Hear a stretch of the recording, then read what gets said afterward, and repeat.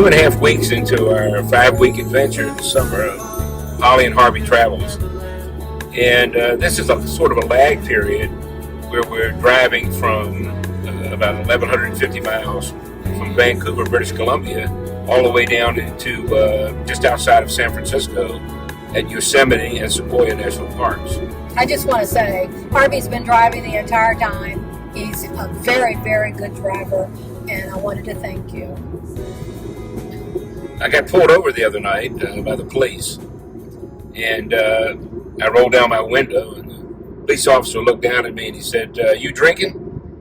I looked up at him and said, "You buying? Get out of the car." We've been very fortunate. We've got a great car, a great rental car from Avis, and it's a hybrid plug-in, so we've gotten tremendous gas mileage and plenty of gas availability.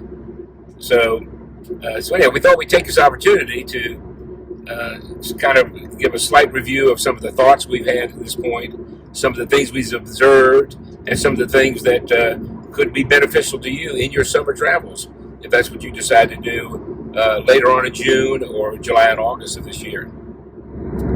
And of course, in Naples, Florida, it's been raining like cats and dogs. So we are happy to be up here where the weather is sunny and cool. And of course, there's some rain because you're in northwestern part of the United States. But for the most part, it has been sunny and beautiful. Very lucky. We started our adventure this summer flying out of southwest Florida all the way to Salt Lake City, Utah. And it was an all-day adventure. We flew from southwest Florida to Dallas, and then changed planes in Dallas and flew to Salt Lake. Totally uneventful, I might add. And then we rented a car in Salt Lake City and spent the first couple of days in Park City. And what we noticed in driving from all around Park City, Salt Lake City, all the way up through northern Utah, up into Idaho Falls, and all the way up into Montana, was everywhere we looked was building, building, building. And everyone we talked, every single person we talked to told us the same thing. There was a massive influx from California, and people were leaving California en masse and moving to Nevada, Utah, Idaho, Montana, and basically escaping California. Now, we've seen this in news reports, and we've heard it on TV, and have heard it from various media sources. But when you get boots on the ground and you see it, face up, it is astonishing about the kind of building. And I'm not talking quality building. I mean, quantity building. I'm talking about both quality and quantity. It's just, it's an incredible sight to see. And if you're out traveling this summer, you may notice the same thing.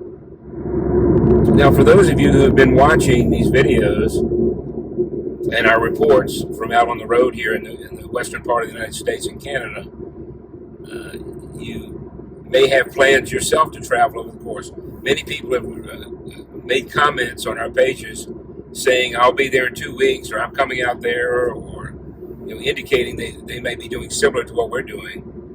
And we can tell you this: people are out and about.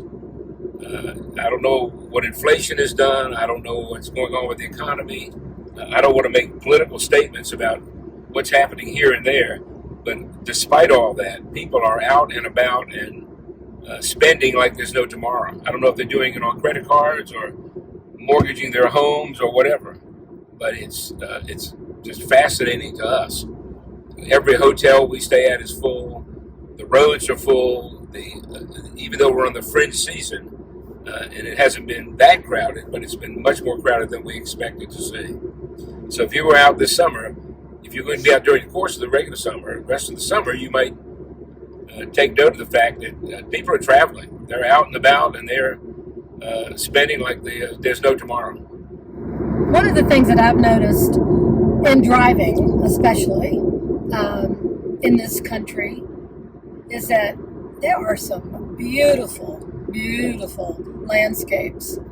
If you don't like mountains, just turn around and you've got desertscape. If you don't like desertscape, then you've got agricultural everywhere. You've got animals, you got cows.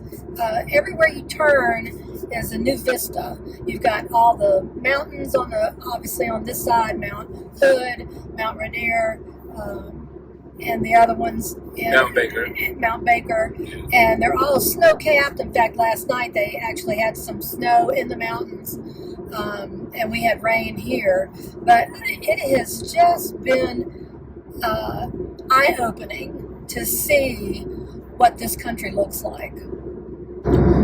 Adding to that, in Glacier National Park, which is the first of the 5 parks we'll visit this summer, someone gave us the phrase 50 shades of green.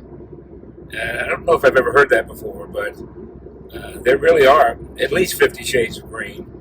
And these forests are amazing, these national parks that we've been to many times before, but each time it's even more exciting than the next.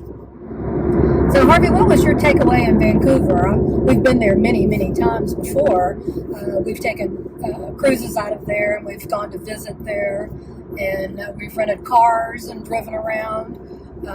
And it's a beautiful city down by the water. Yeah. What is your takeaway? Well, Vancouver is the closest thing to a European city that you'll find in North America. Although similarly in Toronto and Montreal, and Calgary. Well, not so much Calgary; it's more of a Western city. But you see the European influence much more so than you do in the United States. So it's nice to have that European influence without having to cross the pond to experience it. And but we've always loved to go to Vancouver. It's you cross that border and you really are in another country. Canada is an entirely different place, and it's also extra nice to go in and plop down a $100 bill at the bank there with the TD Bank, I think, and they hand you $150 Canadian, and it's spent similarly unless you buy gasoline. Their gas is running about $6.50, $70 a gallon, and that can easily explain why every other car on the road we saw was a Tesla. Electric vehicles everywhere. Everywhere. I mean, just you could stop at an intersection, there'd be 5 or 6 of them in front of you or beside you. Yeah, so they sold. When we noticed that, what's his name? Elon Musk. Yeah, Elon Musk.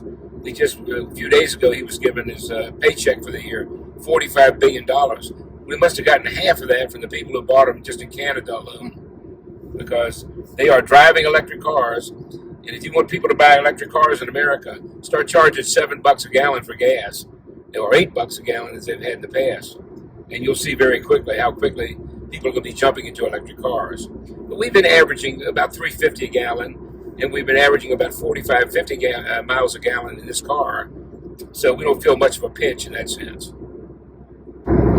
Holly and I have a philosophy very similar to many other people who have the same philosophy. We certainly didn't create it. And that is, if you don't travel, life is a one-page book.